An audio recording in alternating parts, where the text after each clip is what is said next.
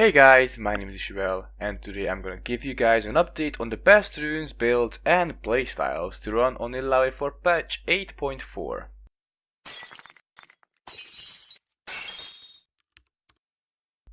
Us Illaoi mains are always hard at work to bring you guys everything that there is to know about Illaoi, and to make sure that you're up to date. This obviously means a lot of changes, especially when a new patch rolls in, like this big one, patch 8.4.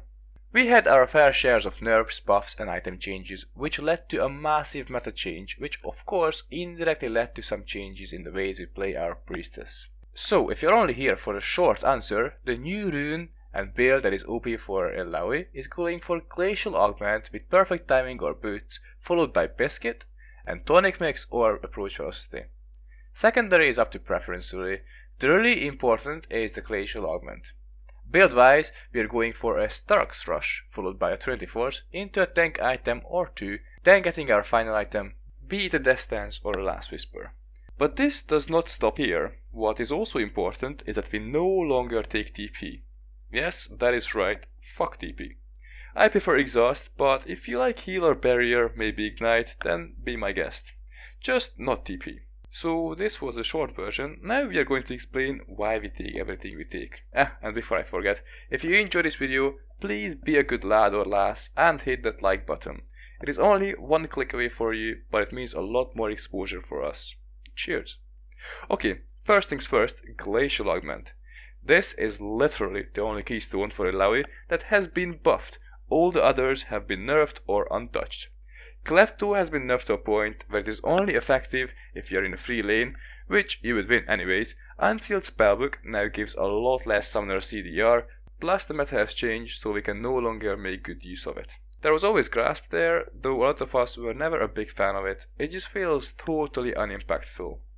Glacial Augment has been buffed for melee champions to a point where it is actually very nice to use.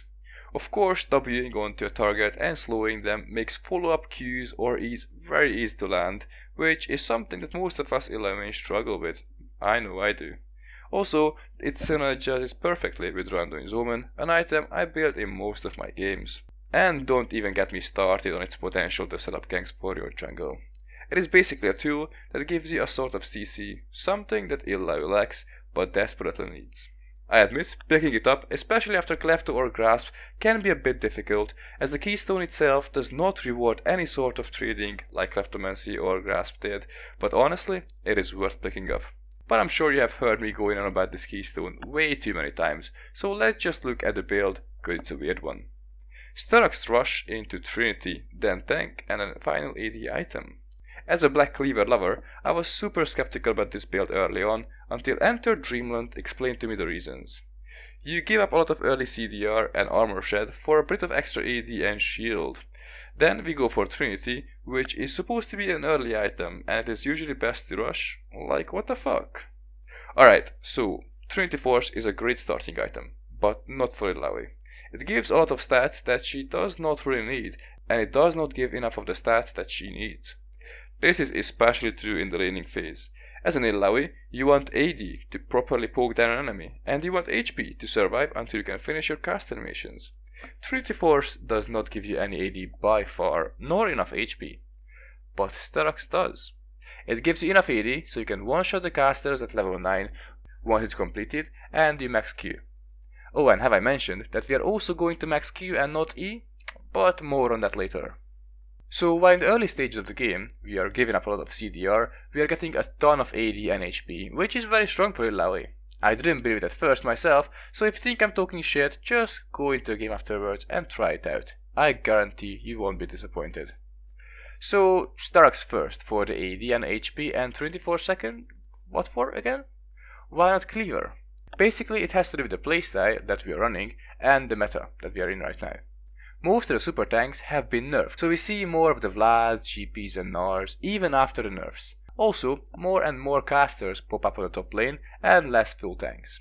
We are not obliged to go for a Cleaver anymore, and Trinity Force has a lot larger burst than Cleaver does. With Trinity, you get a ton of mobility and damage, even if you leave your tentacle zone, something that you never had with Cleaver. Also, you one-shot harder, as in a regular E-Ult Flash W combo, you do the extra sheen damage, which is huge. I'm not joking, a Sheen W can half hit a squishy in the mid game.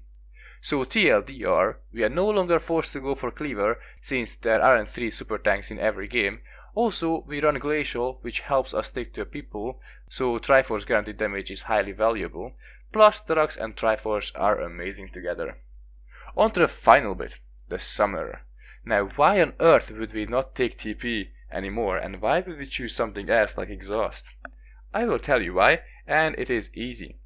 Currently, we are in a meta where bot and jungle decides everything for the most part. If you have a good bot lane, they will take the first turret, rotate top, take that turret, take Herald, then rotate mid and take that too. All before the clock hits 15 minutes.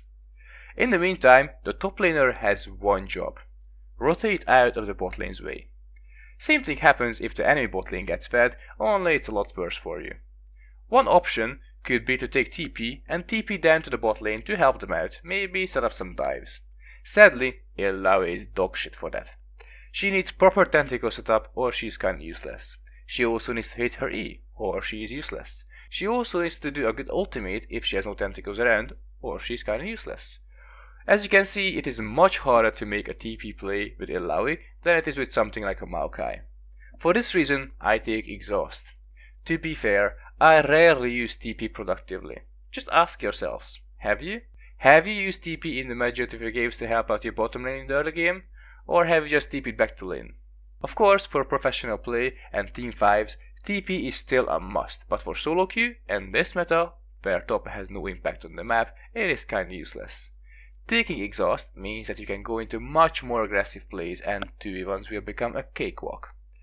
You will be able to dominate top lane a lot harder than you otherwise would. This way, you will influence the map. You will draw the enemy jungler up top, or you risk taking the first turret. Then you can do Herald yourself and go bottom.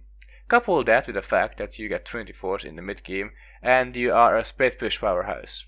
No one can stop you, and even if you miss your E, you are not completely useless. Triforce procs still do a lot of damage. Also, Glacial helps a lot in keeping your targets in your tentacle zone. I also mentioned that we max Q instead of E. This playstyle revolves a lot around pressure, and while it's not always possible to poke out an enemy, maybe they have sustain or maybe they're stronger, there is one thing that we can always do that creates a lot of pressure, and that is pushing. If you push the wave, the enemy will be forced to last it under turret. Now most people cannot do that properly. This will lead to a large CS lead, a ton of damage on the turret, and some free poke on your enemy when he's trying to last hit. With Qmax, Illaoi has a ridiculous amount of pushing power. Just make sure you hit 6 first so you have a way of fighting back if there is an incoming gank, and also be sure to ward out. Thank you very much for watching. If you stayed until the end, you are a beast. If you wanna see more of this, hit that like button or leave your ideas for future videos in the comment section below. Peace.